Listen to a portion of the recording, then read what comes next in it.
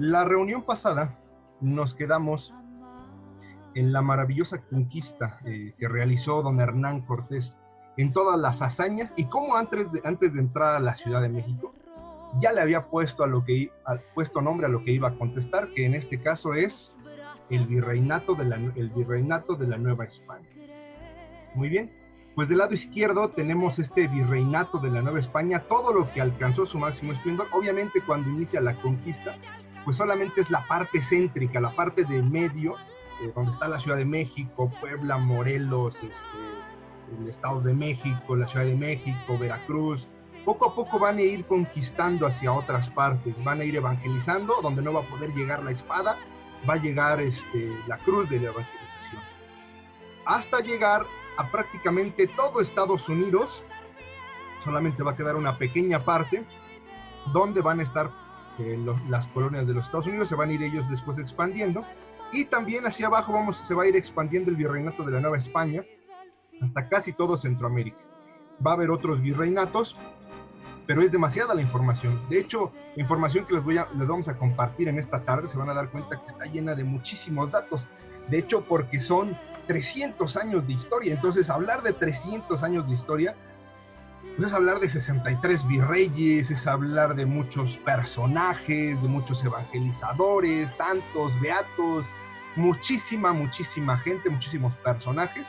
Vamos a tratar de resumirlos en los más importantes y hablar de los temas más importantes.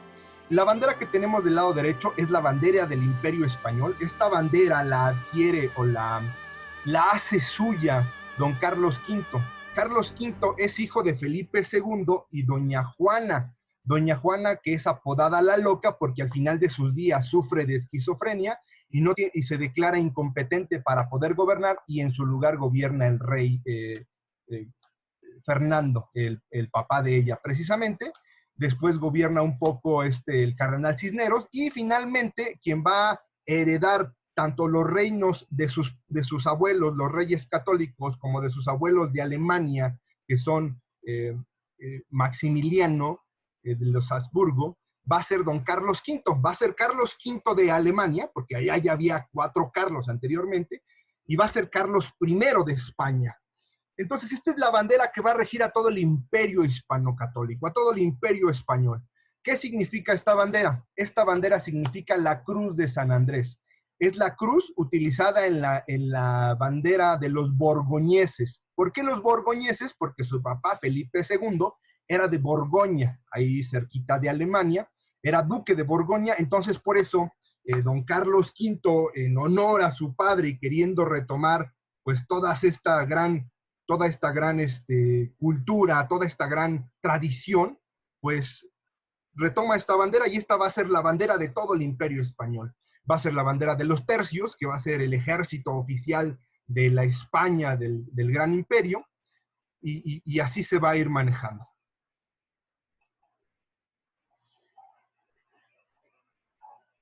Ahora, vamos a entrar de lleno. Lo primero que tenemos que hablar es de la famosa leyenda negra. Para esto, dos libros que quiero recomendarles en esta tarde. El primero es Árbol de Odio, que seguramente ya han escuchado hablar de él. Muchos a lo mejor ya lo leyeron, de Philip Powell.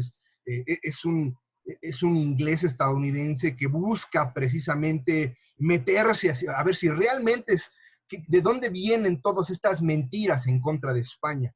Y él logra descubrir que todas estas mentiras se han creado en Inglaterra, porque durante el siglo de oro español, Inglaterra trata de darle guerra, trata de darle batalla a España, pero no lo va a lograr.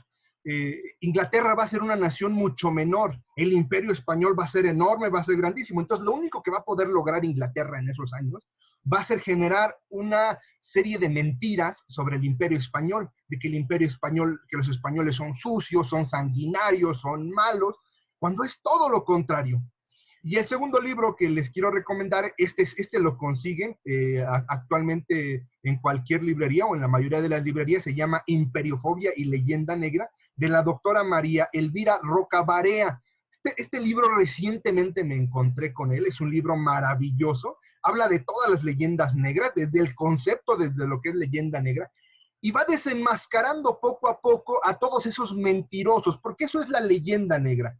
todas esas mentiras que hay precisamente de leyenda negra. Ahora, las primeras mentiras que se dijeron obviamente contra lo católico, pues fueron las que se dijeron contra el Señor Jesucristo. Le decían al Señor Jesucristo, arroja a los demonios con el poder de Beelzebú, y él les contestaba, ¿cómo va a Satanás arrojar a Satanás? Entonces, un reino dividido no podrá subsistir, ¿no? Le decían también, dice que reconstruye el templo en 3 días, cuando él hablaba del templo de su cuerpo, él estaba hablando de la resurrección. Entonces, todas estas cosas son leyendas negras. El primero que sufre la leyenda negra es nuestro Señor Jesucristo. Son mentiras históricas. Y Árbol de Odio, Imperiofobia, hay muchísimos otros libros. Está el libro maravilloso que ahorita no puse, pero que es el de Julián Juderías. De hecho, es de los primeros. Así se llama precisamente la leyenda negra de Julián Juderías. Es un libro que nos habla precisamente de todas estas mentiras que se van teniendo sobre lo hispano-católico. Ahora, esta leyenda negra es mantenida por la ignorancia histórica. Por ejemplo, en nuestros días, y ahorita lo vamos a tocar, el pasado 19 de junio, viernes, derriban la estatua de Junípero Serra.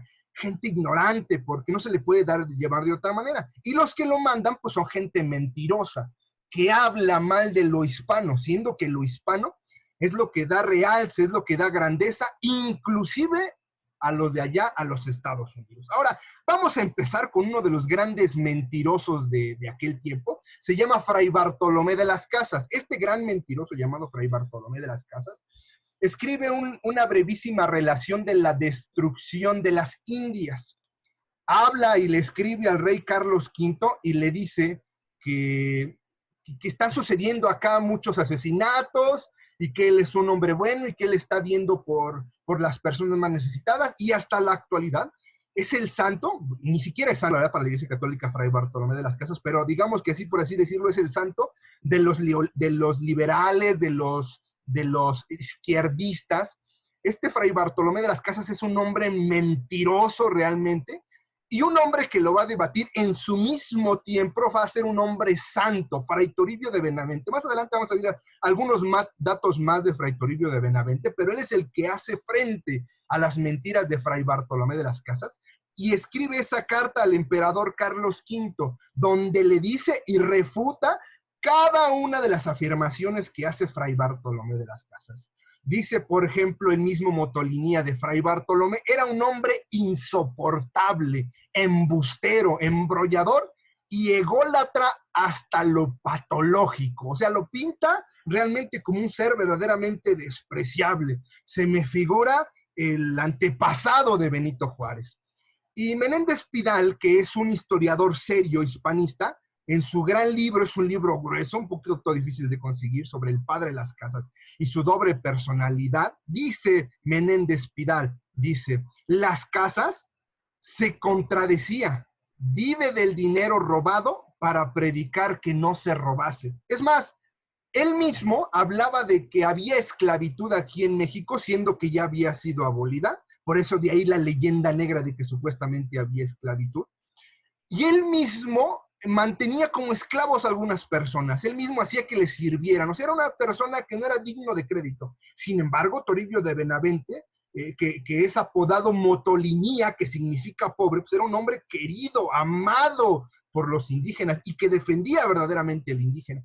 Y lo principal de Motolinía es un hombre que predicaba con el ejemplo, siendo que Bartolomé de las Casas, pues no predicaba para nada con el ejemplo. Es un hombre en el que tiene una doble personalidad, como dice el mismo Ramón Menéndez Pidal, y no es digno de crédito.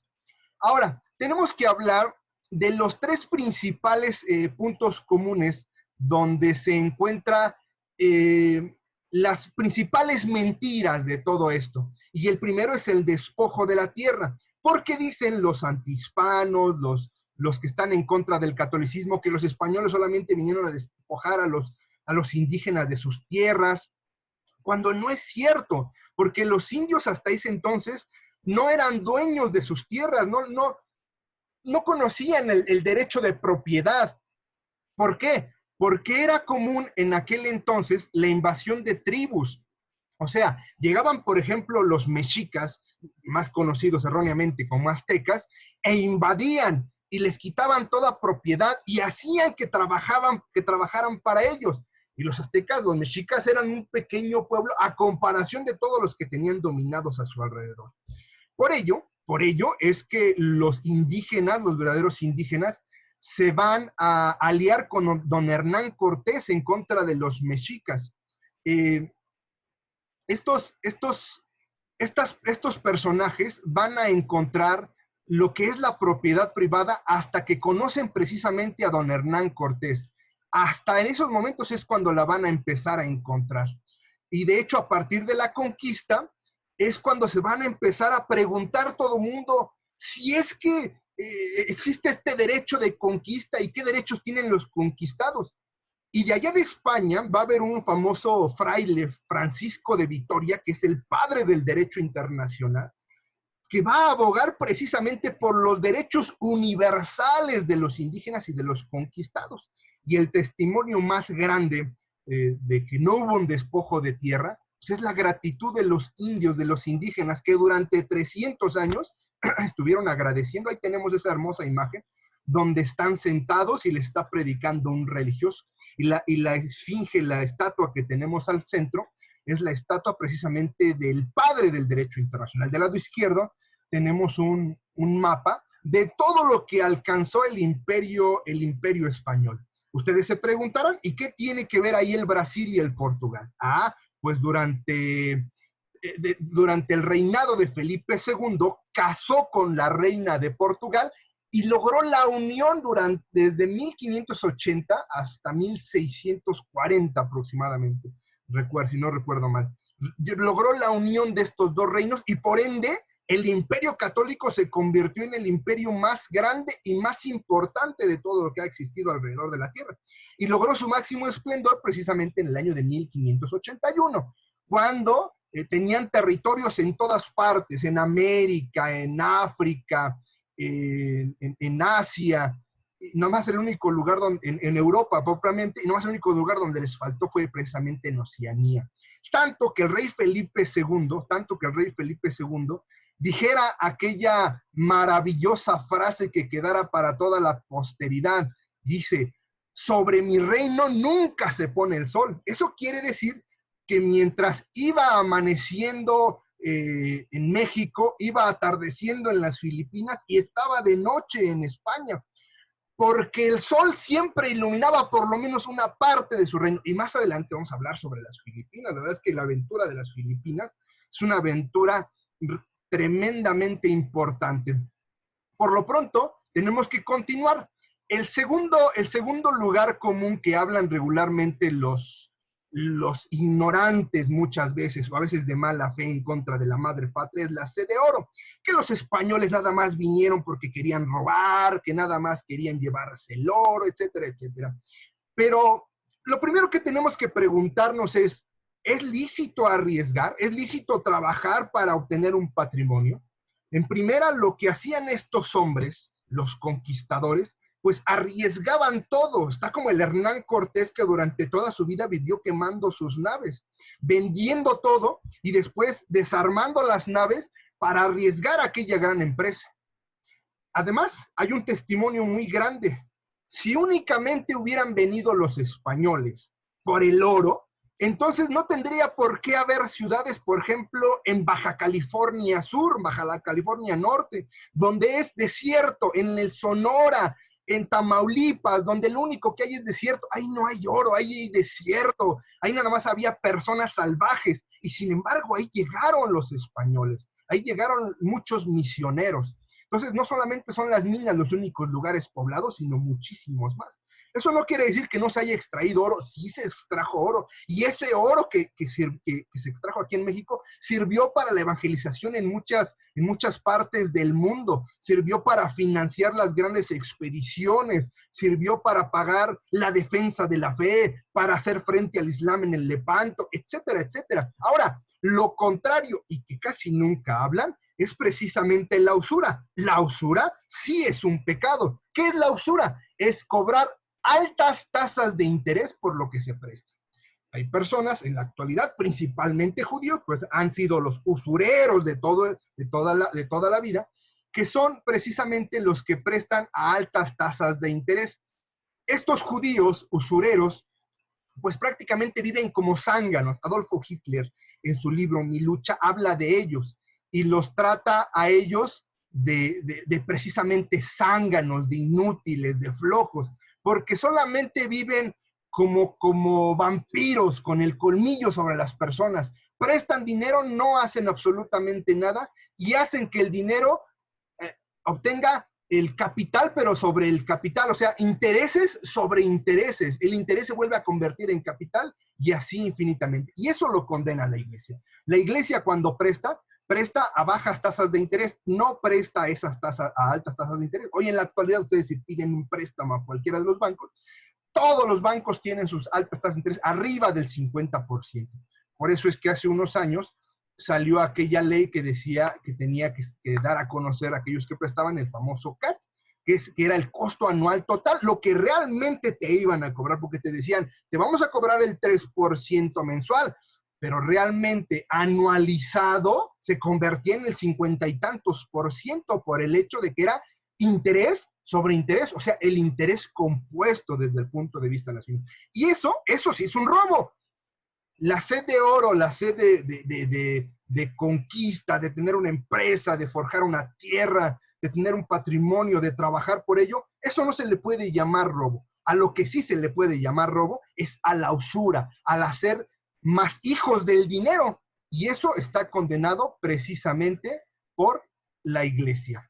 Entonces decíamos hace rato que uno de los grandes lugares comunes, el primero, es que solamente vinieron a quitarnos nuestras tierras, cuando lo que realmente vinieron es enseñarnos lo que es la propiedad privada, ¿no? La segunda mentira histórica, pues es que solamente vinieron los españoles porque tenían sed de oro. O sea que nada más lo único que querían era oro, que querían enriquecerse, lo cual es completamente falso porque no se establecieron únicamente donde había minas, sino se establecieron inclusive donde en lugares inhóspitos. Más adelante vamos a ver los grandes evangelizadores, civilizadores de esta época. Hablábamos de Alexander von Humboldt, que fue un geógrafo, fue un historiador, fue un navegante, anduvo visitando varias partes del mundo, y cuando llega aquí a lo que es México, a la Nueva España, todavía a finales del siglo XVIII, dice: la vida del indígena es superior a la del proletario europeo. O sea, eso quiere decir, y eso de un testimonio externo, no estamos hablando ni siquiera que Alexander von Humboldt sea un español ni un portugués. Alexander von Humboldt, un extraño, va a hablar grandezas de lo que va a ser el virreinato acá de la Nueva España. ¿Y a qué grado lo compara? Al grado de decir que va a ser muy superior la vida del indígena aquí a la del proletario europeo allá. Eso quiere decir que España se preocupaba por los indígenas, no nada más le preocupaba el oro, no nada más le preocupaba la tierra, no, le preocupaban los indígenas, la prosperidad de esta gente. Ahora, lo que no te van a decir los enemigos de la patria es que mucho de este oro que se fue, sí se fue, pero se fue también en el pago de mercancías. España trajo a la Nueva España, acá a México y a todos los países de América, muchísimas mercancías, animales, frutas que no se conocían. Esto lo pueden consultar directamente en el libro de América Peligra, así como la vaca, el chivo, el cerdo, el caballo que después lo vamos a ocupar nosotros mucho para lo que es la charrería, el cerdo, ya había dicho, el asno, el gato, la gallina, el pato, el trigo, el arroz, la avena, la lenteja, haba, chícharo, manzana, pera, pepino, durazno, granada, melón, sandía, higo, ciruela, limón, naranja, uva, plátano, fresa, zanahoria, lechuga, rábano, ajo, almendra, caña de azúcar, canela, clavo, pimienta, anís, laurel, menta, orégano, hierbabuena, lana, seda, herramientas de hierro y bronce, latón, etcétera, etcétera, etcétera. O sea, muchos son los materiales, los animales de carga, los animales comestibles, ganado, muchísimas cosas que vinieron de España, pero de eso no hablan. de eso no hablan los que odian todo lo español. Y todas estas cosas fueron las que nos compartió precisamente la Madre España. Ahora, el primer lugar común, ya lo dijimos, es el despojo de las tierras. El segundo, que solamente vinieron a buscar oro. El tercero es el genocidio del indio. Dicen que solamente vinieron a matar y que mataron a muchos indígenas, cuando el verdadero genocidio lo cometieron los aztecas, pues al año sacrificaban alrededor de 250,000 indígenas de a los alrededores. Por eso todos los indígenas cholultecas, tlaxcaltecas, cempaltecas, inclusive mayas algunos, se le unieron al propio Hernán Cortés precisamente porque lo sentían como un libertador. La conquista, más que una conquista, la podemos llamar como una liberación, como un liberarlos del yugo de Huichilobos, de Huitzilopochtli, que estaba siendo llevada a cabo por los aztecas. Porque todos los sacrificios humanos, todo este genocidio que hacían los aztecas, lo hacían precisamente, o la mayoría de ellos, con gente de fuera, o sea, con los que no eran mexicas, con los que no eran aztecas. Y realmente nunca existió un plan de exterminio contra los aztecas por parte de los españoles, nunca lo existió. Nunca existió un plan que dijera vamos a ir disminuyendo la población de los indígenas. Al contrario, las instrucciones de los reyes de España era que se cuidara, que se tratase con dignidad a los indígenas, que hubiera una mezcolanza, que se diera el mestizaje. Acá nuestros indígenas se mezclaron con los españoles y hoy nosotros somos esos mestizos. Hoy nosotros somos esa mezcla. El indígena no murió. El indígena sigue en nuestras venas, pero ahora mezclado con el español. Y ahora nosotros, mezclados con el español, precisamente damos final a esta raza que es precisamente el mestizaje. Ahora, ¿qué es lo que hizo precisamente que descendiera la población? Pues es precisamente las enfermedades. Esto era algo inevitable. Hubieran llegado los ingleses, los chinos, los portugueses, los holandeses, los de la India, quien haya sido, quien hubiera llegado, de todas maneras las enfermedades llegan. Por más que una nación, por ejemplo, en la actual pandemia se proteja, de todas maneras llega a todos los países.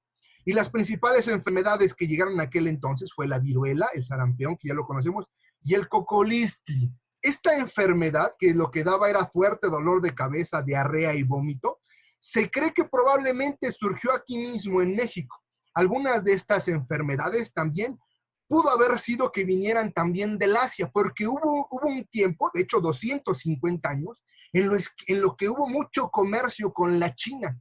Y estamos hablando de la China cuando hablamos del Asia, o sea, de la India, de las Filipinas, del Japón, de la China, de todos esos países que precisamente conforman el continente asiático. Ahora, ¿quiénes sí realizaron un plan de exterminio? Pues precisamente fueron los ingleses contra los Pieles Rojas. Fue una masacre sin piedad. Ahí sí buscaron destrozarlos, hacerlos pedazos, acabarlos, hacer de ellos realmente nada. Hoy en día tú te preguntas, ¿dónde están los Pieles Rojas? No existen, no existen. Esos son verdaderamente los hombres malos, los hombres que sí tenían un plan de destrucción, un plan de genocidio, los ingleses. El español no. El español tenemos que reconocerlo como siempre. Había españoles malos. Más adelante vamos a hablar, por ejemplo, de algunos malos manejos de algunos españoles. Pero en general no. En general, las instrucciones de los reyes era que vinieran pura gente buena, que viniera gente culta y que se tratase a los indios con dignidad, que se les respetase, que se viese precisamente por todos ellos, por su dignidad. Eso era en aquel entonces lo que se quería para los indígenas. Lo que no precisamente era lo que se quería allá en los Estados Unidos. Por eso hasta la actualidad en los Estados Unidos todavía siguen con ese tema de racismo, porque allá sí esclavizaban traían esclavos, a los negros, a los de piel oscura, y acá no, acá se empezó a prohibir. No quiere decir que no los hubiera. Ya les hablé, por ejemplo, de la doble cara de Fray Bartolomé de las Casas. Sí lo sabía, pero no era la ley. Ahora, tenemos que empezar a hablar ya de lo que es el virreinato, porque la verdad es que todavía ni siquiera entramos en tema, es un tema larguísimo, pero tenía yo que decir todas estas cosas. Lo primero que tengo que decir es que el virreinato empieza en el año de 1535 propiamente. ¿Qué sucede anteriormente? Pues el primero que va a gobernar la Nueva España del Mar Océano, que así lo va a titular, va a ser don Hernán Cortés, del año de 1521, que logra la conquista, la maravillosa, la gran conquista de Tenochtitlan, hasta 1527. Sigue mandando a sus conquistadores, como por ejemplo a Michoacán manda a Cristóbal de Olid, a Yucatán a Francisco Montejo. Él mismo va a organizar una expedición hacia Oaxaca, hacia Guatemala, y ahí se va a perder un tiempo don Hernán Cortés. Después va a regresar, ya va a haber algunos malos entendidos, va a ser difamado, se le va a quitar el título de gobernante de aquellas tierras, se le va a dejar el del marqués del Valle de Oaxaca, eso le va a quedar para toda la vida, pero él va a ir hacia España, va a ir con el rey de España en ese entonces, con Carlos V, y se va a presentar con Carlos V. Y hay una escena interesante que narra precisamente don Ramón Menéndez Pidal, donde Carlos V se presenta, perdón, donde Hernán Cortés se presenta a las puertas o por qué no decir a la corte de don Carlos V. Y Carlos V dice, bueno, ¿y quién es ese hombre, no? ¿Qué quiere o qué es? Y le dice su lugarteniente, o sea, su segundo, su ministro, mire su majestad, este hombre que está allí afuera esperando, ha dado a su majestad y al reino de España más tierras y más poderío que el que vos pudieses haber heredado de vuestros abuelos, tanto de Alemania como de España. Porque España es un pequeño territorio a comparación de lo grande que es el continente americano. Después de 1527, ya cuando don Hernán Cortés anda por allá en España, tratando de pelear sus derechos, a 1531 se va a nombrar una primera audiencia. ¿Qué es lo que se busca? Un gobierno de aristocracia, o sea, un gobierno de los mejores. Lo malo es que aquí la designación del primero no va a ser tan bueno. Aquí hay que hablar con la verdad.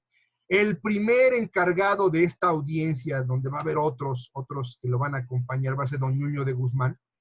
Este hombre va a ser un hombre, la verdad, malo, sanguinario, va a cometer abusos, inclusive va a estar a punto de que se realicen algunas rebeliones por parte de los indígenas, que muchos de ellos eran pacíficos, precisamente por estos malos tratos y por a lo mejor un granito negro en el arroz. A veces se les tilda a todos los españoles como son. Contra Nuño de Guzmán va a hablar el primer arzobispo de la Ciudad de México, que es don Fray Juan de Zumárraga. Le va a escribir una carta al emperador Carlos V y le va a decir de todas las atrocidades que está haciendo. Obviamente, don Nuño de Guzmán va a ser destrozado. Las cosas grandes que tiene don Nuño de Guzmán va a ser que él va a conquistar el reino de Nueva Galicia, lo que es hoy Zacatecas, Jalisco, Nayarit. En eso sí va a ser grande, va a ser un gran conquistador. Pero como gobernante, la verdad es que se le va a quitar todas sus grandezas, por decirlo, todos sus privilegios, y don Juan de Zumárraga va a ser el mismo que va a hablar en contra de él. Después, posteriormente, de 1531 a 1535, se va a formar una segunda audiencia. Esta segunda audiencia ya va a estar encabezada por un hombre santo, la verdad, magnífico, verdaderamente un señorón, un hombre civilizador, uno de esos grandes de la historia de nuestras tierras.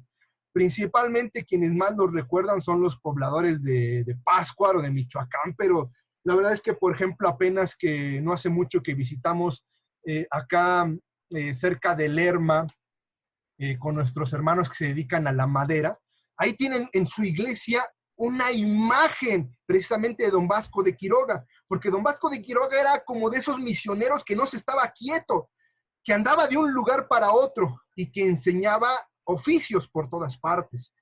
Este hombre es un hombre ejemplar en la defensa de los indígenas, domina el derecho, cuando llega no es sacerdote, es un doctor en derecho, es un hombre culto, llega a los 60 años, es un Quijote. ¿Por qué un Quijote? Porque don Quijote en su novela, en la novela que narra don Cervantes Saavedra cuando toma las armas, pues ya es un hombre grande, ya es un hombre de grandes virtudes a los 60 años. Y la verdad es que va a vivir bastante tiempo, hasta alrededor de los 90 años, entonces todavía va a quedar bastante tiempo para andar de un lado para otro, y como un jovenzuelo va a andar de un lado para otro don Vasco de Quiroga. En 1538 es nombrado obispo de Pátzcuaro, pero aquí sucede algo en la historia, algo asombroso, la verdaderamente asombroso. ¿A qué me refiero? ¿Por qué asombroso? Porque él, sin ser ni siquiera sacerdote ni diácono, es nombrado obispo directamente. Eso quiere decir que el mismo día que se le instituyó o que el obispo de aquel entonces lo nombró como obispo, ¿no? En este caso Zumárraga, que le impuso las manos para que fuera obispo por órdenes del Papa de aquel entonces, ese mismo día se le pone el diaconado, ese mismo día se le pone el sacerdocio y ese mismo día pasa directamente a ser obispo por las grandes virtudes, las grandes cualidades que tiene este hombre, siempre preocupado no solamente por lo espiritual, sino también por lo material. Es un hombre que tú vas allá a lo que es Pátzcuaro, a lo que es Santa Clara del Cobre y todos los lugares que se encuentran allá a su alrededor, y unos se dedican a tejer la lana, otros se dedican al cobre, otros se dedican a la madera, y diferentes oficios. Y desde aquel entonces, estamos hablando de hace 500 años, casi 500 años, todavía les quedan a esos pueblos esos oficios, esa herencia que don Tata Vasco les heredara. Estos son los hombres cultos, los hombres grandes que precisamente vinieron de allá de la madre patria. En el año de 1545 funda el seminario que es anterior al de Trento. ¿Por qué? Porque en el Concilio de Trento se da el dato que se va a empezar la fundación de seminarios. Ahí va a iniciar. De hecho, don Vasco de Quiroga va a ser llamado a participar en el Concilio de Trento, pero por su avanzada edad ya no puede llegar, ya no llega, y viene a morir precisamente acá a Pátzcuaro. Sus restos se encuentran en la Basílica de Nuestra Señora de la Salud, en Pátzcuaro, y hasta la actualidad es venerable. Y no dudo que algún día, tal vez cuando se rectifique la verdadera historia de nuestra patria querida, pase a ser beato, y por qué no santo, porque la verdad es que estos hombres con sus virtudes son de los que con una sola estudiada de su vida, pues se lograría entender muchísimas cosas de ellos. Ahora sí, vamos a entrar de lleno al virreinato. Todo lo demás, hablábamos de que es una pequeña introducción, pero tenemos que hablarlo y vamos a irnos rapidísimo, vamos a tratar de avanzarle para tampoco hacerlo tan cansado. Miren, el virreinato se da de 1535 a 1821, cuando don Agustín de Iturbide firma con don Juan de O'Donoghue, que pues prácticamente ahí termina el virreinato, y comienza el primer imperio, ¿no? Con don Agustín de Iturbide.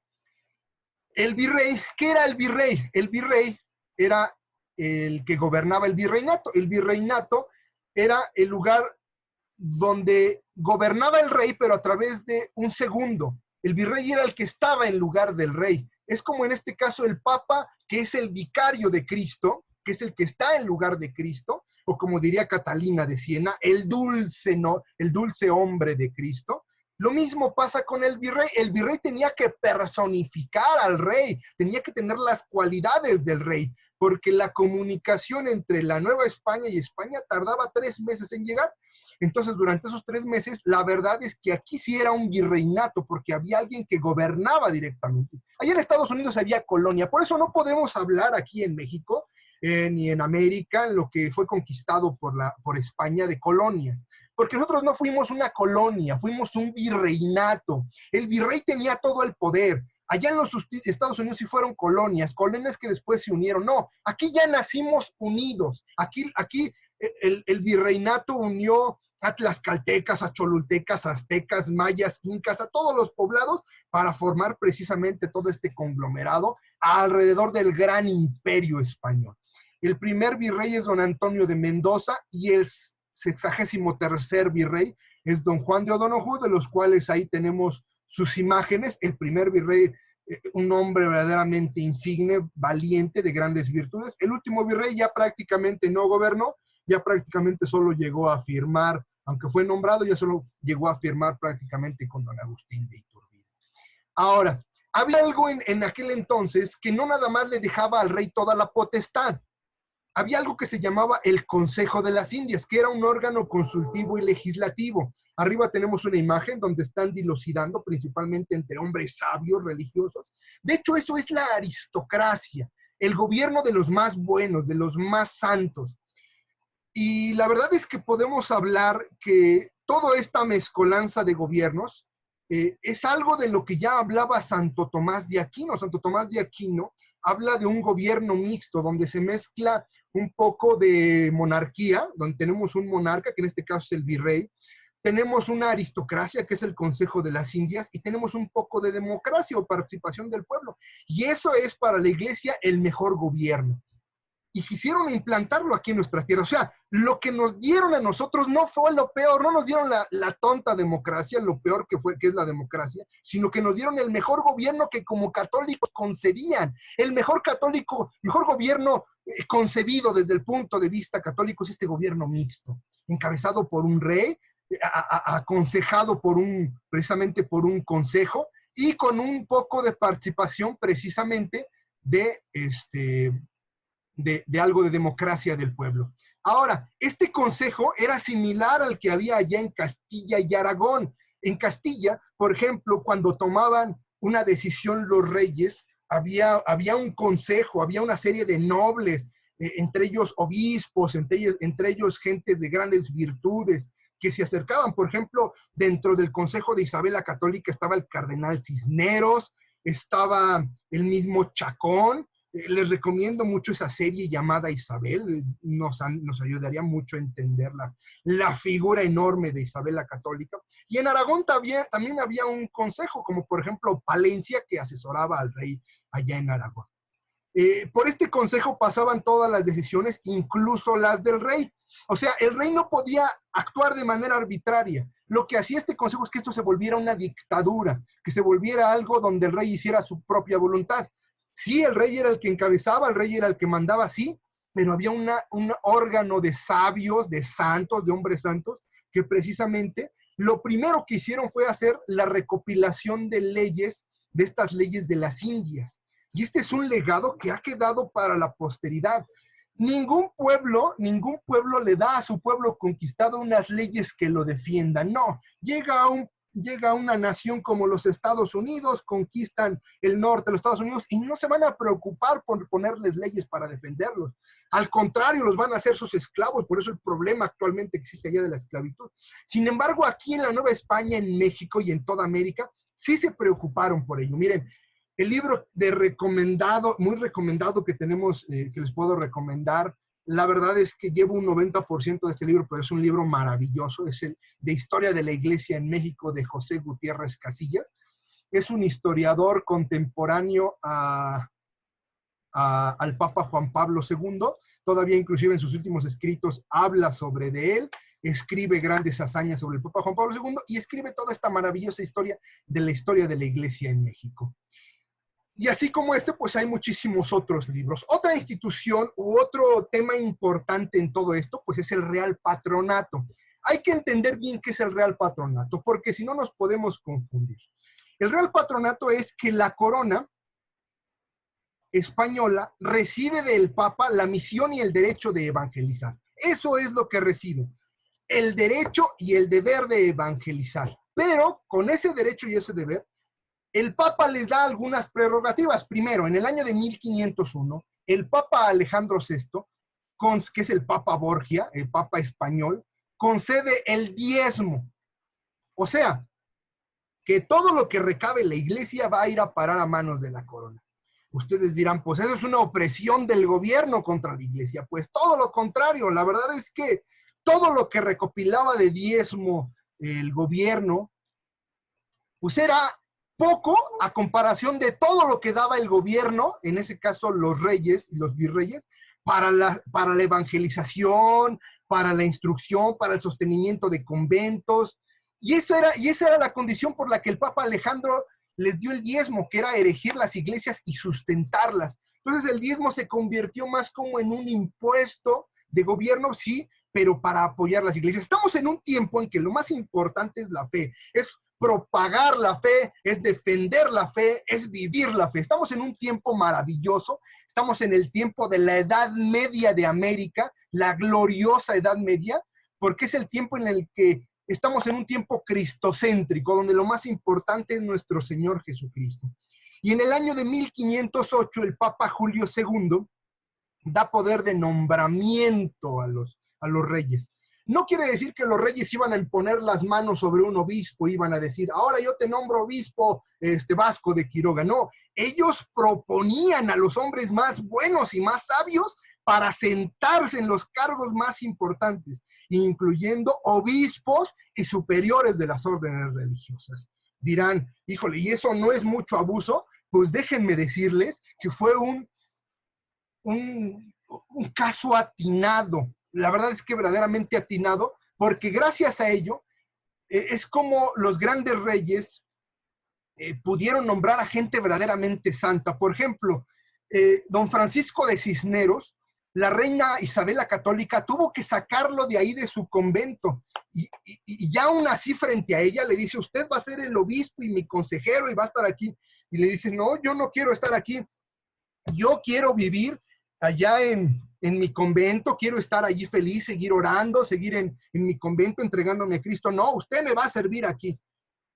Pues tuvo que obedecer a la reina, inclusive una vez se le escapa a Cisneros, manda a su guardia por Cisneros, lo trae y le dice, pues es una orden del Papa y a él no lo puede desobedecer.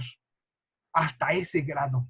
O sea, ¿qué catolicidad, qué santidad vieron los papas Alejandro VI, Julio II y los siguientes papas, porque esto acaba hasta que termina la independencia? ¿Qué santidad vieron en los reyes católicos que le dan este poder de sugerir a obispos y a superiores, inclusive de limitar las diócesis? Es la verdad algo sorprendente que no ha existido en ninguna otra parte del mundo ni volverá a existir. Es un hecho sin precedentes, esto que se conoce como el Real Patronato. Ahora, hablemos de otro de los temas quisquillosos, que es la Inquisición. Lo primero que tenemos que decir de la Inquisición es que la Inquisición aquí, porque vamos a hablar de la Inquisición en América. Ahorita nos vamos a centrar en la Inquisición allá en España, ya tendríamos que decir otros datos. La Inquisición aquí en la Nueva España, en el Virreinato, no persiguió al indígena, no lo persiguió. El objeto era evitar más sacrificios y más guerras, porque todavía seguían haciendo sacrificios muchos de los indígenas y seguía habiendo guerras por la fe. Era proteger al indígena contra el engaño, porque empezaban a llegar falsos protestantes, judaizantes.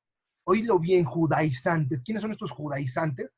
Precisamente judíos que van a intentar confundir al católico. En aquel entonces, la Inquisición fue una institución verdaderamente popular, pues que la fe era lo más importante. El primer comisario fue Fray Martín de Valencia, que llegara con los 12 apóstoles, los primeros 12 franciscanos, el 13 de mayo de 1524. Y de 1571 propiamente ya se va a instalar el oficio, el Santo Oficio, la Inquisición, hasta 1821. Y en su libro Inquisición en Hispanoamérica, don Salvador Abascal nos da el dato de que solamente 43 fueron relajados al brazo secular, solamente 43 personas muertas, no más, 43 en casi 300 años que estuvo la Inquisición aquí en la Nueva España. Tan solo los desaparecidos de Ayotzinapa suman estos 43, tan solo los muertos del 68, tan solo las masacres de los priistas, tan solo los muertos por el narcotráfico. Con eso tendríamos. Sin embargo, la Inquisición evitó muchísimas masacres, evitó muchísimas muertes. Y la verdad es que era una institución querida, popular, porque lo más importante era la fe. Hoy a lo mejor para nuestro país no es lo más importante la fe. Hoy a lo mejor para nuestro país lo más importante es ganar elecciones. Y por ganar elecciones hay muchos partidos que se venden, que dicen promesas sin cumplir, que prometen que van a bajar el cielo y las estrellas. Pero en aquel entonces, durante la Nueva España, lo más importante era proteger la fe. Los libros recomendados en este tema pues son Inquisición en Hispanoamérica, don Salvador Abascal, El Tribunal de la Inquisición en el siglo XVI, de Yolanda Muriel de Ibáñez, y el librazo de Inquisición sobre Inquisición, de Alfonso Junco. La verdad es que quien no ha leído a Alfonso Junco no ha leído Apología de la Historia. Don Alfonso Junco es un apologista de la historia. Él escribe sobre la Inquisición, escribe Un siglo de México, escribe un libro que se llama también sobre Benito Juárez. La verdad es que tiene varios libros interesantes, por ahí inclusive escribe uno que se llama El milagro de la rosa sobre la Virgen de Guadalupe, escribe otro que se llama Tiempo de alas, donde hace escritos periodísticos, escribe bastante, escribe uno sobre la historia de la Guerra Civil Española que se llama España en carne viva. La verdad es que le recomiendo fuertemente leer a don Alfonso Junco. Son libros que todavía se consiguen el día de hoy, principalmente el de Un siglo de México. Son libros maravillosos, y este de la Inquisición sobre la Inquisición, pues también es un libro grandioso, maravilloso, para entender lo que es verdaderamente la Inquisición. Ahora tenemos que hablar de los inventos que trajeron acá a la Nueva España, lo que es la universidad y la imprenta. Lo primero que tenemos que decir, que la imprenta era reciente, que imprimir un libro costaba muchísimo, y que la primera imprenta llega aquí a nuestro país en 1536, a la capital de la Nueva España, que es propiciada por Fray Juan de Zumárraga, por el obispo de la Ciudad de México, y por don Antonio de Mendoza, que como ya lo dijimos era el primer virrey.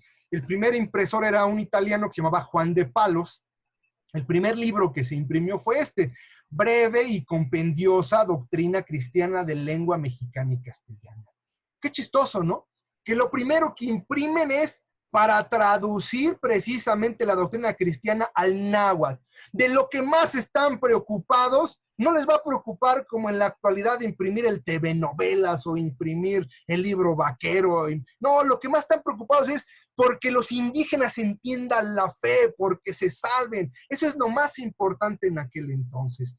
Y para eso van a traer precisamente la imprenta. Y la verdad también, el otro tema, que es la universidad, cuando la traen acá a nuestro país, que llega el 25 de enero de 1553, es creada por un edicto del emperador Carlos V y en el año de 1551, pero es hasta el 53 cuando ya es instalada por Felipe II. Es ligada al Consejo de las Indias. El Consejo de las Indias va a ser el que la va a administrar, o sea, los hombres más buenos, más santos de aquel entonces, y sostenida por el Real Patronato, de lo que ya hablamos un poco. La Universidad de Harvard, allá en los Estados Unidos, va a llegar hasta 1636, o sea, casi un siglo después va a empezar a llegar la primera universidad allá a los Estados Unidos.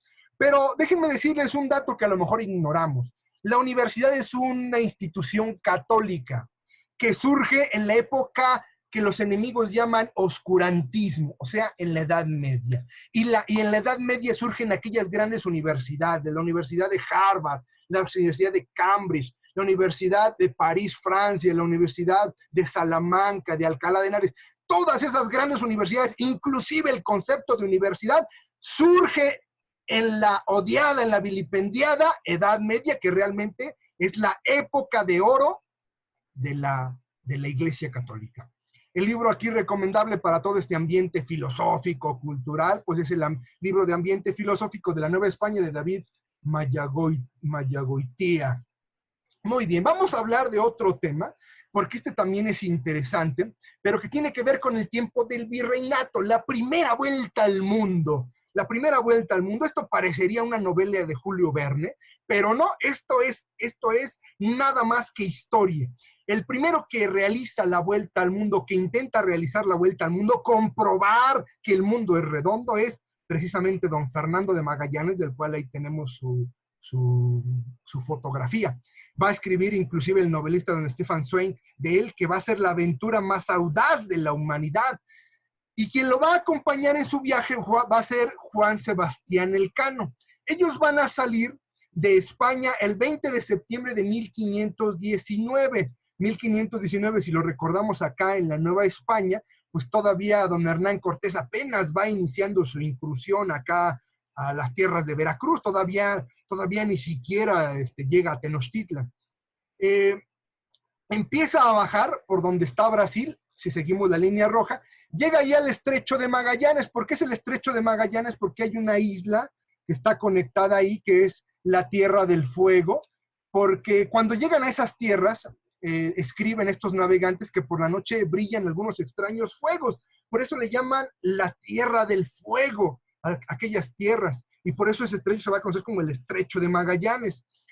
Y aquellas tierras también, a un lugar muy concreto de aquel lugar la van a llamar la Patagonia, porque se van a encontrar con un gigante que de enormes pies, que ríe y baila. Inclusive lo van a subir al barco, pero desgraciadamente no va a cumplir el viaje, va a morir llegando allá a Manila, a las Filipinas, y no va a concluir el viaje, pero esto escriben en sus anécdotas precisamente estos grandes marineros.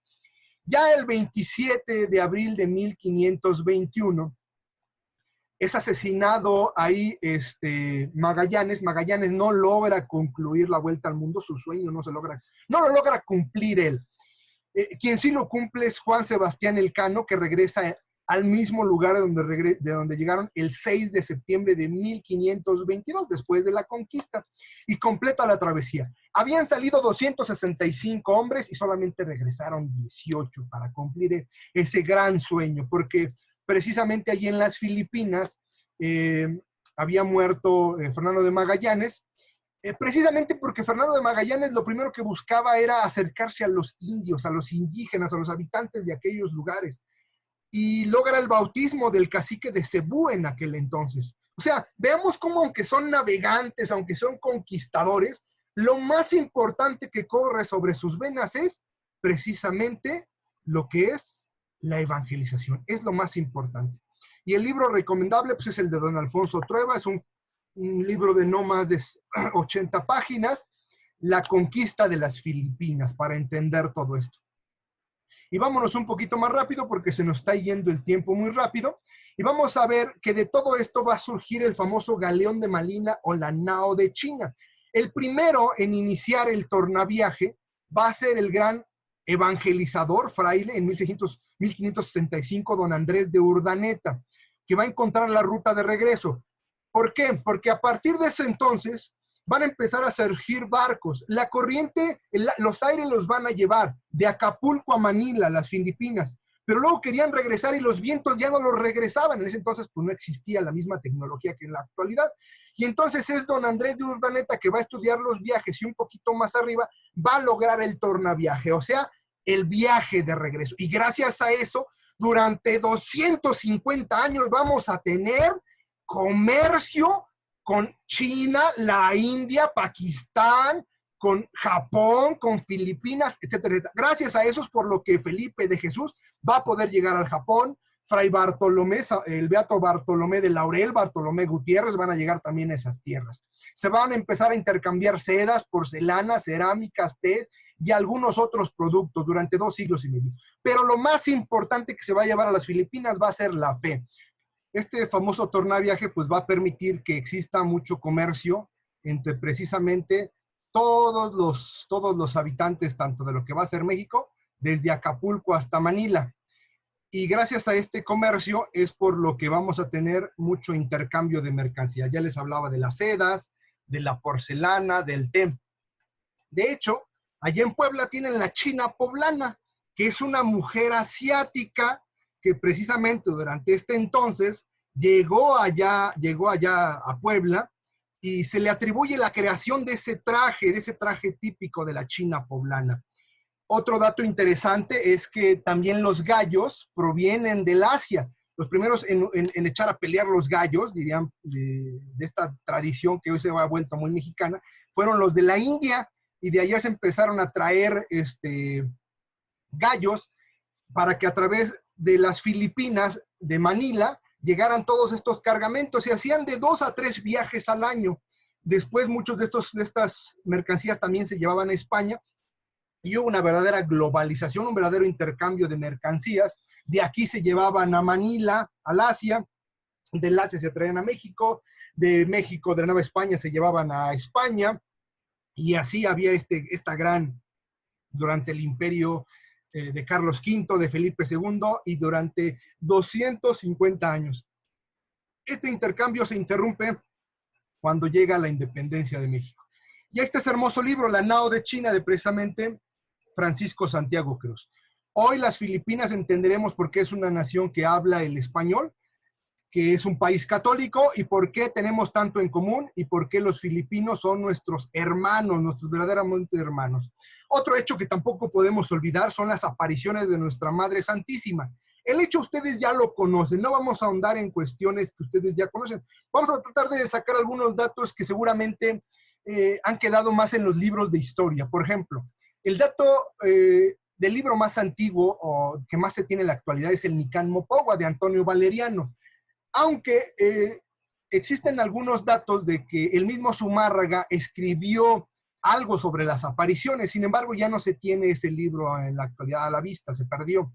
Cortés y Zumárraga organizan la primera ermita para construir la primera ermita, después va a haber algunos problemas con algunos franciscanos porque van a pensar que pues van a poner sus dudas sobre la aparición de la Virgen de Guadalupe, van a pensar que los indígenas la van a confundir con Tonantzin. En aquel entonces, pues no es lo mismo que hoy reconozcamos a Tonantzin como la madre de los mexicas, a que en aquel entonces Tonantzin, pues era una deidad, era paganismo, era sacrificios humanos, no es lo mismo que hoy que lo vemos como pasado, como parte de la historia del prehispánica, como parte de los mexicas. No, en aquel entonces era un peligro y Fray Bernardino de Sahagún y otros franciscanos pues pusieron el dedo y no permitían que avanzara toda esta veneración de la Virgen de Guadalupe, pero pese a ello, empezó a haber muchísimos milagros, se empezó a difundir porque empezó a haber muchísimos milagros y le empezaron a estudiar más y más y más. Y el arzobispo Montufar, que va a ser el segundo después de Zumárraga, le va a construir la segunda ermita en el año de 1556. La antigua basílica, que es la que se está hundiendo, que está al lado de la actual basílica, está dedicada en el año de 1709. Va a suceder un hecho interesante en el año de 1736 que nos conecta con hace 200 y tantos años, más de 300 años, más de 500 años, perdón, nos conecta con el pasado de 1736, que le estoy hablando a la fecha, son 260 años aproximadamente, nos conecta con el pasado. Va a surgir la famosa peste. Ahora, esta peste no sabemos si surgió de aquí de México, si vino de España o ya inclusive del Asia. O sea, si ya desde Wuhan, China, desde aquel entonces empezaban a llegar las enfermedades, no lo sabemos. Lo que sí sabemos es los estragos que hizo.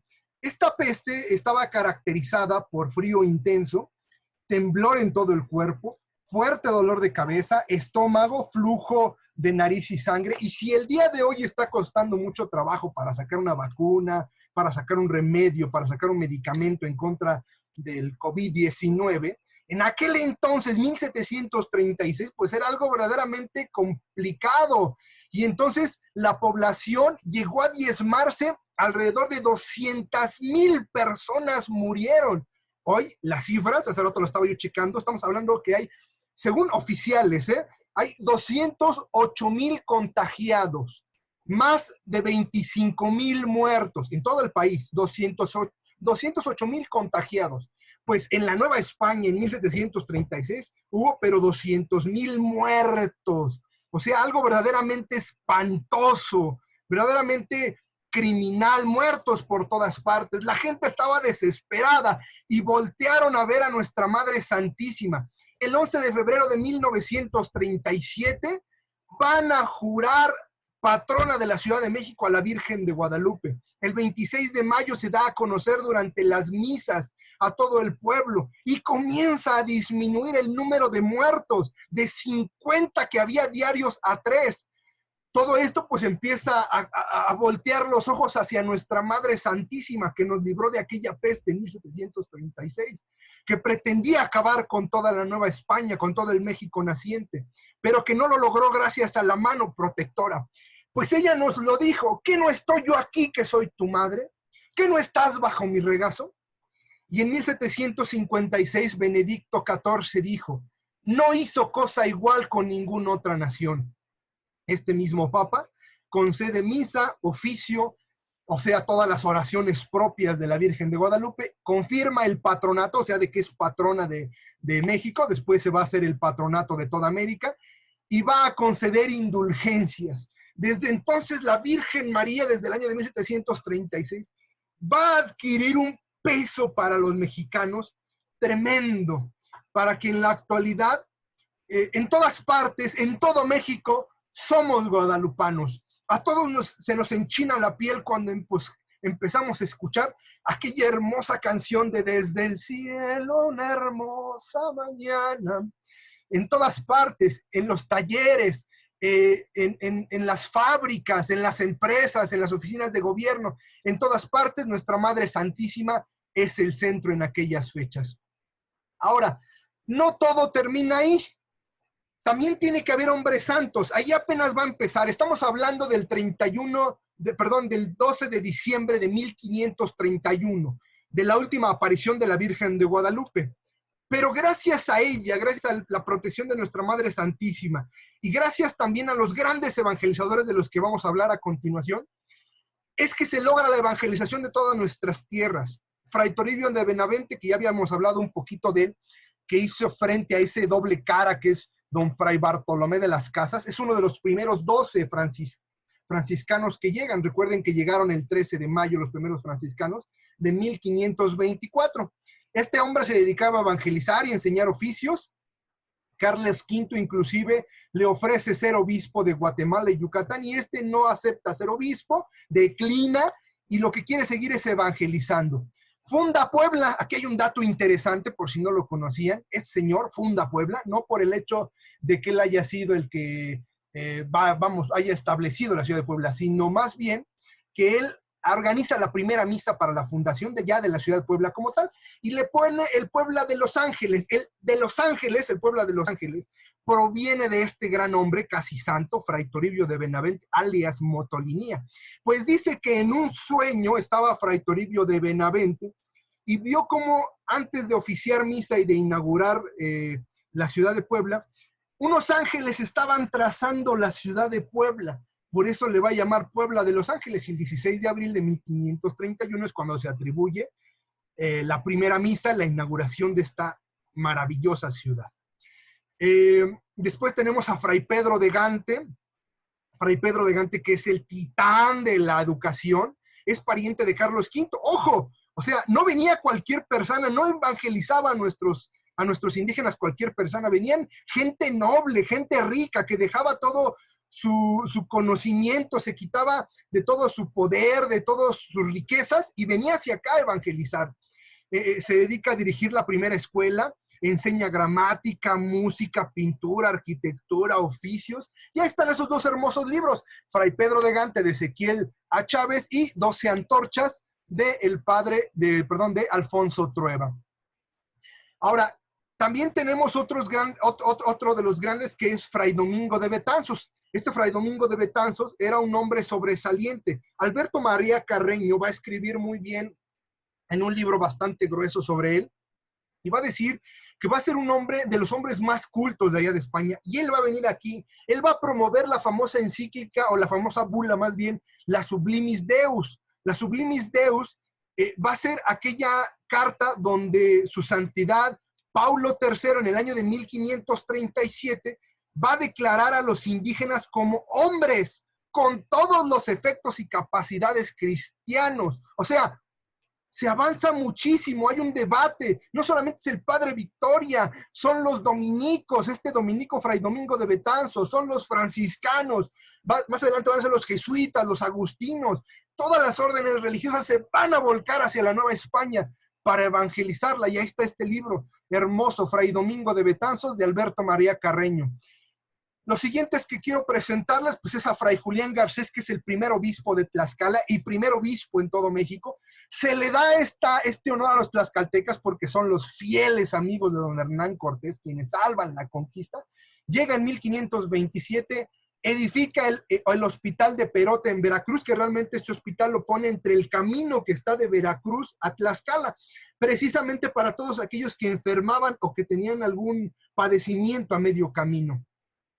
Dirigió una carta junto con Fray Domingo de Betanzos a Paulo III, y Paulo III va a lanzar aquella hermosa Sublimis Deus, que significa el Dios es grande, el Dios es omnipotente, el Dios santo, significa Sublimis Deus. Después otro de los grandes hombres es Fray Antonio Margil de Jesús. Este hombre es un hombre que podemos hablar que tenía bilocación, pues evangeliza Yucatán, Chiapas, Guatemala, Querétaro, Guadalajara, San Luis Potosí, llega a Texas. Es un caminante infatigable, anda para todas partes. Donde más estuvo tiempo fue allí en Querétaro. De hecho, se le conoce mucho por el milagro del árbol de las cruces. Dice una antigua tradición que enterró su báculo ahí en el convento y que empezó a florecer y lo que empezó a dar como frutos fueron pequeñas espinas en forma de cruz y por eso se le conoce como el árbol de las cruces. En 1835 el Papa Gregorio XVI lo declara venerable. Los libros que recomendamos son Dos Libertadores, donde habla del padre Julián Garcés y donde habla de Fray Domingo de Betanzos, de Alfonso Trueba, y Fray Margil de Jesús, Apóstol de América, de Eduardo Enrique Ríos. Esos son los libros que podemos recomendar de estos dos grandes titanes. Ahora hay que hablar de otros grandes titanes, que son Fray Juan de Zumárraga, que es ya el segundo obispo de México, pero es el primer obispo de la Ciudad de México, y es nombrado el 12 de diciembre de 1527. ¡Wow! Ya desde que es nombrado, ya su nombre, Zumárraga, Juan Zumárraga, está vinculado al milagro de la Virgen de Guadalupe. Él es nombrado el 12 de diciembre de 1527 y para 1531 se dan las apariciones. O sea, esto no lo podemos decir que es casualidad o es azar, no, es la mano de Dios que interviene en nuestra patria, en nuestra nación, es nuestra patria querida. A él lo nombra el emperador Carlos V con el título de protector de los indios. Escribió a Carlos V sobre la primera audiencia, recuerden que les dije, contra Nuño de Guzmán, favoreció la agricultura, trajo la primera imprenta junto con el primer virrey don Antonio de Mendoza, funda el colegio de San Juan de Letrán y de Santa Cruz de Tlatelolco, el Hospital del Amor de Dios. O sea, es un infatigable Fray Juan de Zumárraga. Otro de los grandes es Fray Andrés de Olmos, nacido en Burgos. Lo elige Zumárraga para que se venga con él en 1528, evangeliza Tamaulipas, domina 10 lenguas, es un verdaderamente políglota, es un hombre verdaderamente culto, que se dedica a dominar muchísimas lenguas, precisamente para evangelizar, no porque quisiera ser culto nada más por serlo, sino porque lo importante es evangelizar, transmitir el evangelio. Es el fundador del teatro, una de sus grandes obras es El Juicio Final, donde habla precisamente en contra de la poligamia. En aquel entonces los indígenas tenían muchas mujeres, entonces hablar en contra de la poligamia pues como que les causaba cierta rispidez porque decían, pues ¿cómo yo volver a nada más tener una mujer si yo puedo tener muchas? Entonces les hacían a través de obras de teatro, y aquí es donde empieza todo esto del teatro, hablar en contra de la poligamia, de las virtudes cristianas, y por eso empiezan a fundarse aquí el teatro. Los libros recomendados es Zumárraga de don Alfonso Trueba y un libro escrito por el mismo Andrés de Olmos, que es El arte de la lengua mexicana. Son los libros que podemos recomendar. Uno de los grandes evangelizadores de aquel entonces, ya jesuita, es el padre Francisco Eusebio Quino. Es italiano, es jesuita. Recuerden que los jesuitas fueron fundados por un español. El padre, se me fue su nombre, Íñigo de Loyola, de San Ignacio. Fueron fundados por él allí en España, pero ya habían llegado a todas partes, entonces por eso llegó un jesuita italiano, brillante catedrático, evangeliza y civiliza, o sea, enseña a cultivar, a criar ganado, oficios, principalmente en Sonora. A él se debe el descubrir que la Baja California, lo que es Baja California Norte y Sur, no es una isla, sino una península, porque descubre el camino hacia la parte de allá de Baja California, para lo que conectaba. Después otro de los grandes, pues es precisamente el padre Juan María Salvatierra. Este padre también es jesuita, evangeliza y civiliza, enseña a cultivar el vino principalmente en Baja California. De ahí viene la rica tradición de que los de Baja California cultivan vino tinto muy sabroso. Es un lugar allá, Baja California, caluroso, sin ríos, sin vegetación, y sin embargo, pues es un hombre que no le importan las riquezas. A la madre patria no le importaba hacerse más rica, sino lo que les importaba eran las personas. Y había gente viviendo allí en Baja California. Entonces con esto se desmiente que nada más fueran por el oro. Fueron a lugares inhóspitos, donde eran lugares calurosos, no había ríos, no había vegetación. Hasta allá llegaron el padre Quino, el padre Juan Ugarte, el padre Salvatierra. Y estos dos libros, el padre Quino en una primera, Las aventuras y desventuras del padre Quino, y California de Juan María de Salvatierra, que es de Eligio Moisés Coronado, son los libros que podemos recomendar para estos dos autores. Luego tenemos al vilipendiado a Fray Junípero Serra, que es doctor en teología, no es cualquier persona, Llega con 15 misioneros en 1767, franciscanos. ¿Por qué? Después más adelante vamos a hablar de esto de la expulsión de los jesuitas. Pero en 1767, Carlos III de España expulsa a los jesuitas de aquí, de la Nueva España, y de varias partes de toda la Nueva España y de otros reinos, inclusive de Francia y de otros lugares. Y entonces alguien tiene que entrar al quite, porque el padre Quino, el padre Salvatierra, el padre Ugarte, pues estaban haciendo toda esta labor evangelizadora y eran grandiosos.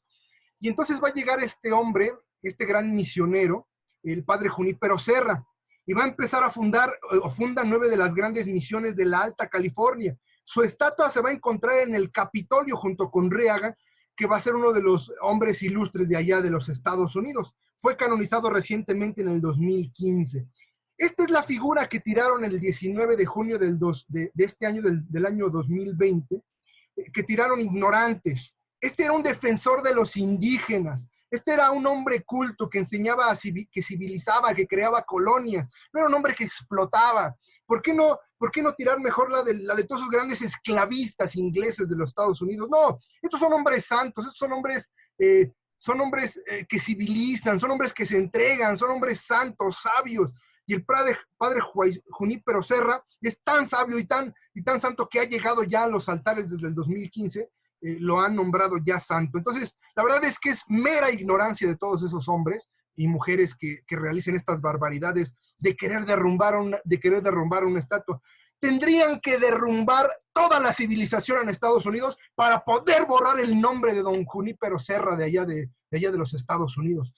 Tirando una sola estatua no pueden borrar el nombre, porque su nombre está impregnado en la inauguración, en la fundación de todo lo que es California, San Francisco y todas aquellas grandes ciudades allá en los Estados Unidos. Y para cerrar esto de los grandes evangelizadores, tenemos a un gran hombre que era un pecador, pero que después se convierte. Inclusive por ahí hay una leyenda que su nana le dice que para que este hombre sea santo, se convierta, primero esa higuera daba frutos, y el día que es martirizado allí en el Japón, el 5 de febrero, San Felipe de Jesús, esa higuera florece. Hasta allá llegan los milagros. Cuando Dios quiere hacer santo a una persona, lo sigue, lo persigue y lo consigue. Dios no se detiene. Otro de los grandes evangelizadores que llegan al Japón y que también son mexicanos, Fray Bartolomé Gutiérrez, nace en la Ciudad de México, y Fray Bartolomé Díaz Laurel, mueren allá quemados en el Japón. Ahí tenemos algo de la literatura de Fray Junípero Serra, de Herrera Carrillo, y Felipe de Jesús de Eduardo Enrique Ríos. Y tenemos el libro de la historia de la Iglesia en la historia de México de Carlos Alvear Acevedo. Este es un laico que también escribe un muy buen libro sobre lo que es la historia de la Iglesia. Y ya para concluir, vamos a hablar ahora de lo que es el siglo de oro de la Nueva España, porque la España como tal tuvo su siglo de oro, fue el siglo XVI, fue el siglo de Lope de Vega, de Cervantes, Calderón de la Barca, de Sor Juana Inés de la Cruz, el siglo de Íñigo de Loyola, el siglo del padre Juan de la Cruz, el gran místico, el siglo de Cortés, el siglo de Carlos V, Felipe II, el siglo de Cisneros, en ese mismo siglo tenemos al gran Capitán, tenemos grandes conquistadores, grandes científicos, grandes evangelizadores. Pues también acá en la Nueva España tuvo su siglo de oro, y uno de los grandes es este hombre, don Carlos de Sigüenza y Góngora, jesuita, poeta, matemático, astrónomo, historiador, cronista, biógrafo, técnico de fortificaciones y artillería, y es uno de los grandes que estudia las civilizaciones indígenas. Por ejemplo, está su libro Primavera Indiana, que escribe precisamente él. Está el Triunfo Parténico, que habla sobre las virtudes de la Virgen María. En el teatro tenemos de las virtudes políticas, Alboroto y Motín de los Indios en México, que habla más sobre cuestiones políticas, y la novela esta cuestión es del teatro que empezaba a introducirse, El infortunio de Alonso Ramírez, que habla un poquito de cuando este hombre está viajando como marinero, e inclusive habla un poquito de todo este comercio también del Acapulco con las Filipinas que estábamos tratando. Y una de las mujeres que no podemos dejar atrás, porque es una mujer con una gran capacidad intelectual, casi autodidacta, poeta de amor profano, escribe teatro, poesía, prosa, pues es doña Sor Juana Inés de la Cruz. Entre sus grandes libros, El Divino Narciso, las respuestas a Sor Filotea, que realmente son las respuestas al obispo de Puebla, ¿no? Un diálogo, un debate que tiene ahí con él, Los empeños de una casa, y los libros que recomendamos, el libro tal vez más completo que habla sobre Sor Juana es este de Ezequiel A. Chávez, que se puede conseguir en la editorial Porrúa. El amor de Sor Juana de Don Alfonso Junco, el historiador apologista, no se encuentra tan fácil, pero vale la pena buscarlo. Y de la Nueva España de Antonio Valle Arizpe. Este es un cronista muy importante de la Nueva España. Y ya para concluir del siglo de oro de la Nueva España, pues tenemos a estos otros grandes titanes, de los cuales ya no tenemos tiempo porque ya sería mucha la información, pero que son sacados de este hermoso libro del siglo de oro de la Nueva España, de Alexander von Davis, Juan Ruiz de Alarcón, dramaturgo, el científico José Antonio Alzate, el pintor Miguel Cabrera, que pintara 3 réplicas de la Virgen de Guadalupe, y una fue la que fue enviada a su santidad Benedicto XIV para que aprobara el patronato de la Virgen de Guadalupe. También están Francisco Javier Alegre, que es escritor, filósofo, matemático, y el historiador Francisco Javier Clavijeiro. Estas son las grandes hazañas, estos son los grandes personajes. Ahora voy a compartirles una hermosa canción que fue compuesta por un hermano centroamericano. Eso es muy hermosa. Les pido que pongan, por favor, mucha atención.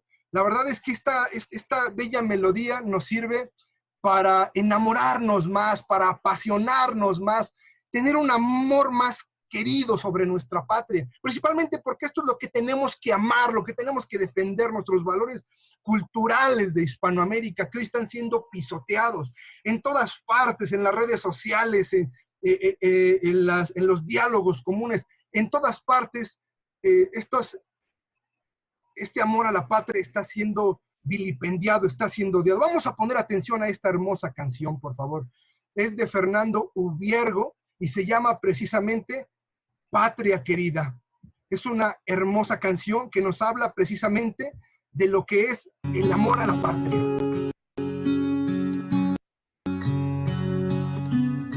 Si aún puedo soñar, quiero...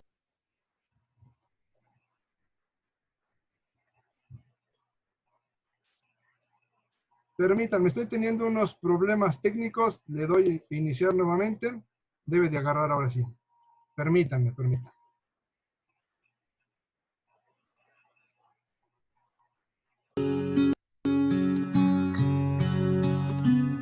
Si aún puedo soñar, quiero soñar en ti. Si aún puedo cantar, quiero cantar aquí. Si es tiempo de empezar, para poder seguir, te doy mi corazón, todo lo que hay en mí, toda mi vida, patria querida,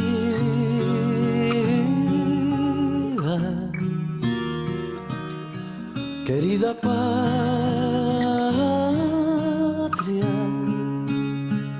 te doy mi vida,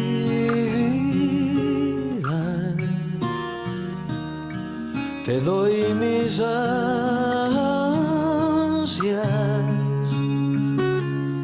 Si aún puedo creer, quiero creer en ti. Si aún puedo luchar, yo lucharé por ti. Si aún puedo sentir, te ofrezco el corazón, el más profundo amor, para sanar así nuestras heridas. Patria querida,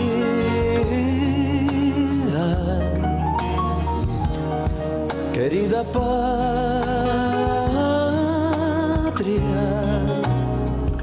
te doy mi vida,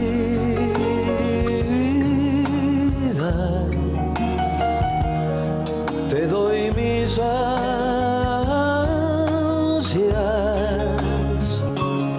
Si tengo que amar,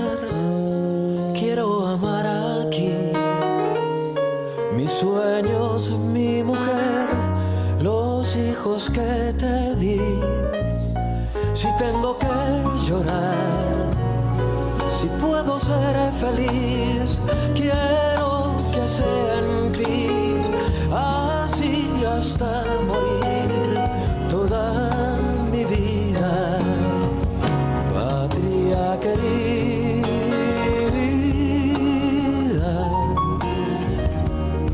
querida patria,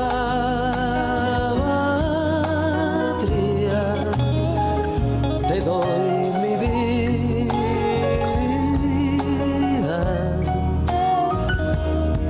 te doy mis ansias, patria querida,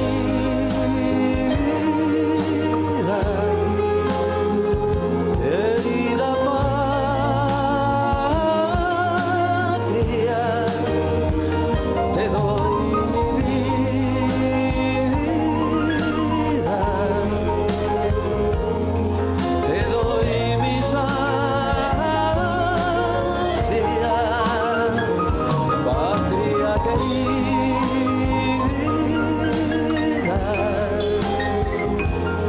querida patria,